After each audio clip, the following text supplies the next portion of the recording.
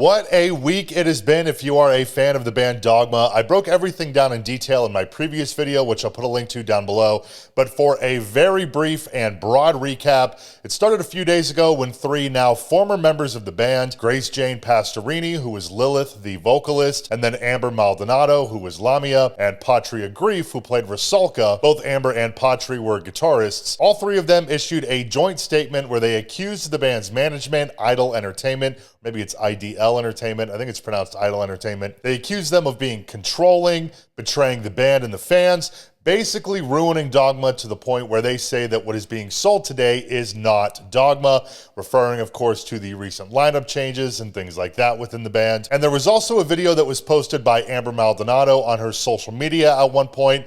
That video was posted before the joint statement came out the other day. And in that video, she said a lot of the similar things that were in that statement. So at least for those three now past members, Grace, Amber, and Patri, they all appear to be on the same page with each other, which we'll get into more in just a second. But very shortly after they put out their statement, the official Dogma account put out a statement of their own, which is up on the screen now. The gist is basically them saying that they appreciate the contributions that all the members of Dogma past and present have made, but at the end of the day, the band is bigger than any one person. It's more or less really the exact sort of response that you would expect given the allegations made by the three in their own statement. And again, I explained all of this in way more detail, so if you want all of the information, that will be linked down below. But that was all earlier this week, and now the plot has thickened as Patri Grief, who again was Rusalka, she has put out a statement of her own. It's quite lengthy, going into a fair bit more detail with some of the specific allegations against the band's management. But before we jump into that, I do want to point out that while none of the three that put out that initial statement, Grace Jane Pasturini, Amber Maldonado, and Patri Grief, none of them are original members of Dogma, although they were all in the band for a while. Grace and Amber were the second iteration of their respective characters, and I believe Patri Grief, who that's who we're focusing on today, she was the original Rusalka, but Rusalka was added to the band later on. I hope I'm pronouncing that correctly. Rusalka came into the band later on. It started out as a 4-piece, eventually turned into 5, so I did just want to put that out there for some additional context and clarity, and I will also put a link down below to a Reddit thread that really breaks down the history of Dogma if you want to check that out. But with that, let's dive into what Patri has to say. It is quite lengthy, like I said, so kind of break it up as we go along, offer some more detail or insight where I can. While the whole thing is obviously very relevant, I'm probably going to exclude some of it, just skip over some of the parts that aren't quite as focused on this situation specifically, just in the interest of time, given the length of it. But I do strongly urge you to read the entire thing. I'll put a link to her social media down below where you can read it in its entirety. But anyways, here is what Patri Grief has to say. The Rusalka that once was and will always be. Hey guys, Rusalka, Patri Grief here. I wanted to talk a little bit more about the recent events, what happened, why it happened, and shed some light on the situation. In November 2023, I was contacted to be part of Dogma. I immediately fell in love with the project. I instantly fell in love with the aesthetic and songwriting.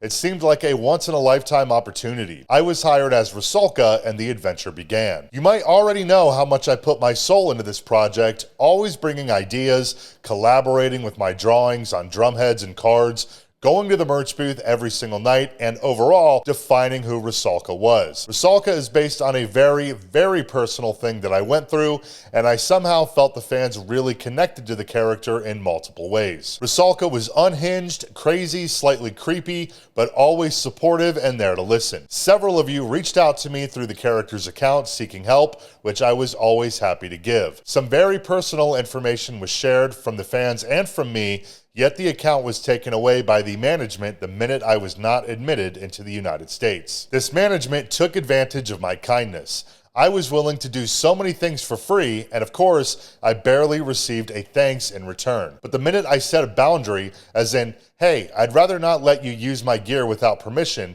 I was met with, you're showing that you're not committed to the project. The minute I said, then why would I be helping with the merch? Why would I be assisting the 2 new guitarists if I was not committed to the project? I received a, I paid you accordingly. I was given a €100 tip at the end of 3 tours, which, as you can imagine, doesn't even match the minimum salary for the work that I had been doing. But still, it's fine because it was my idea and I never did it for the money in the first place. I did it for you, for me, and for Rusalka, as she was born from the crazy and misunderstood. Like I mentioned, Patri is the original Rusalka and I guess played a role in developing the identity of the character as well.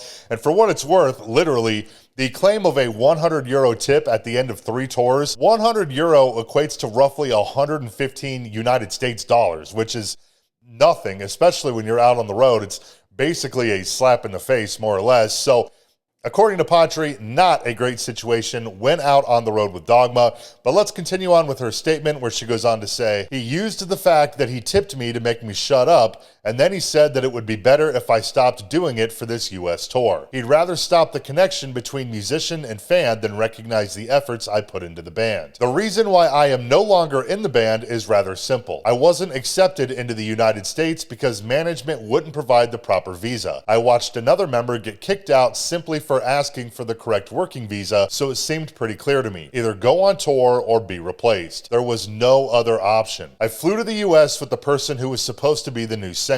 We were both interrogated and detained.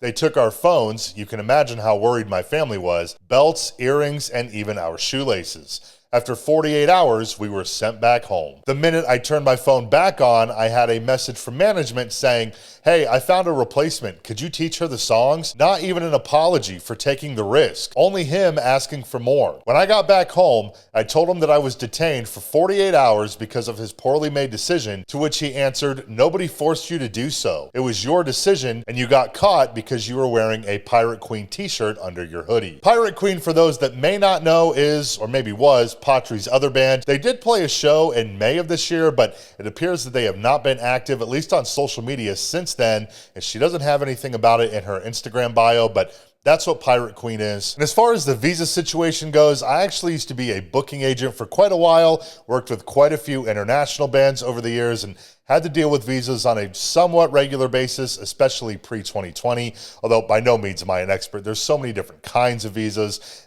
I am absolutely not an expert, but what I can say is that it really is quite a process that typically involves a number of people in different roles. Depending on the scenario, you need someone to petition for you to come over to the US, a letter of invitation sort of thing from the agency or maybe from a promoter. Sometimes you need to show that whatever band wants to come here, you got to show any relevant and notable US press that they may have had, a bunch of stuff like that. And that's really just some of the things that I have had to provide over the years. That's really it's just one part of it.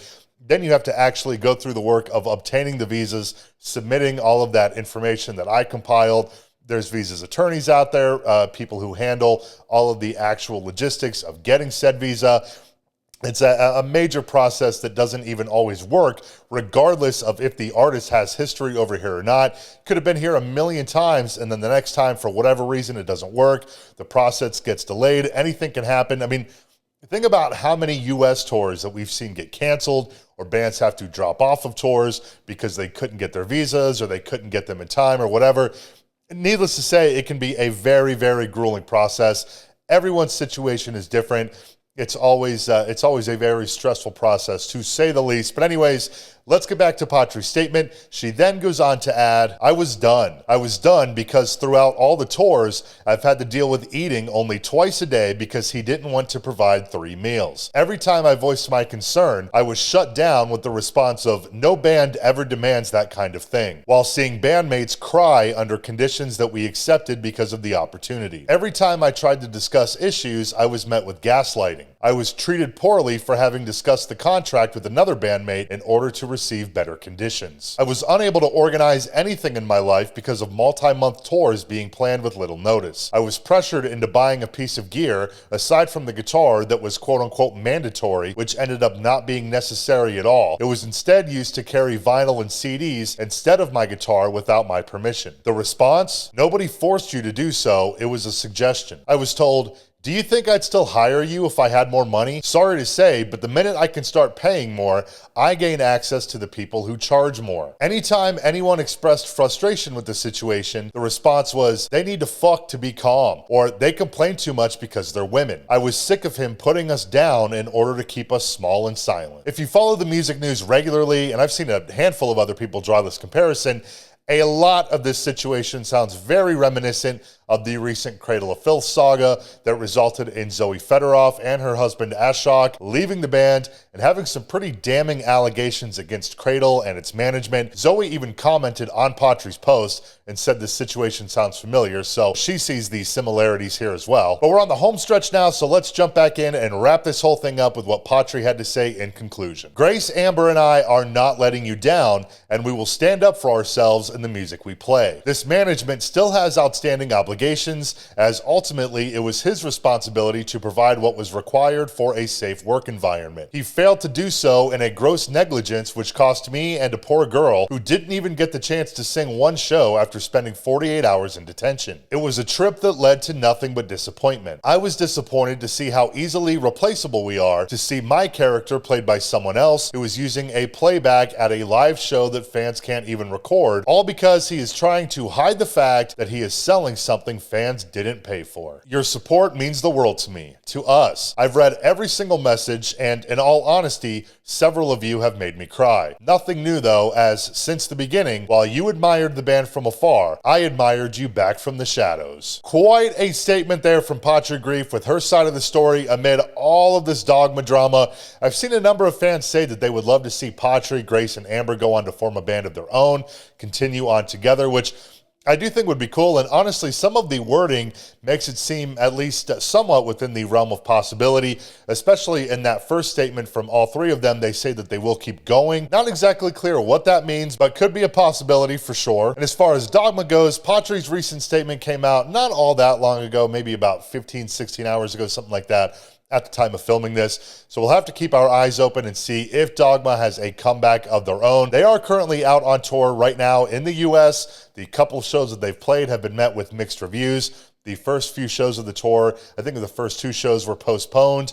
And then, as Patri mentioned in her statement, there's also a lot of fans saying that there is some serious lip syncing and miming going on. So do with that what you will. And I also want to mention that since all of this stuff began happening online, a number of women have posted their accounts of auditioning or being asked to audition for Dogma. A lot of others saying they know other women who are approached by management. And all of them have very, very similar stories, none of which paint management in a very good light whatsoever. And I've just had a couple of different accounts up on your screen now. So I did just want to touch on that very, very quickly, just so you have some more context. But that is all that I got for you for right now. Thank you so much for watching. Feel free to drop a like and subscribe below if you feel like it, and I will see you next time.